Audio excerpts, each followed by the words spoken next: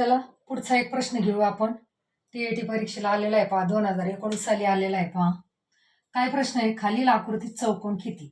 ही जी आकृती दाखवली आहे चौकोन.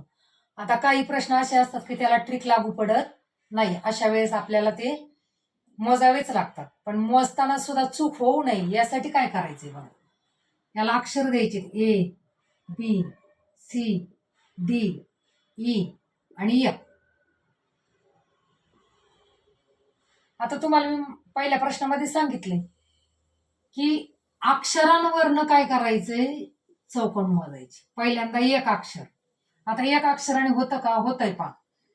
हा एक चौकोन होतो. 1 2 3 4 आणि 5. किती होतात पा? ए बी सी ई आणि एफ. किती होतात?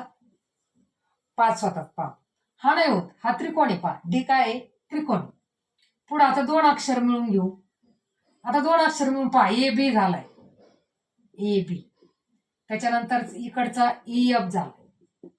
नंतर पहा हे 2 मिळून होते पहा, ए डी झालाय. त्याच्यानंतर त्याच्या खाली बी सी झालाय. नंतर इकडच्या बाजूचं पहा, डी ई झालाय आणि सी एफ झालाय. म्हणजे किती झालेत? 6 झाले. किती झालेत? 6 झाले. 2 अक्षरांची मिळून जी आकृती तयार होती त्याची 6 झाली. आता 3 अक्षर मिळून पाहूया आपण. 3 अक्षर मिळून कोणते होते पहा.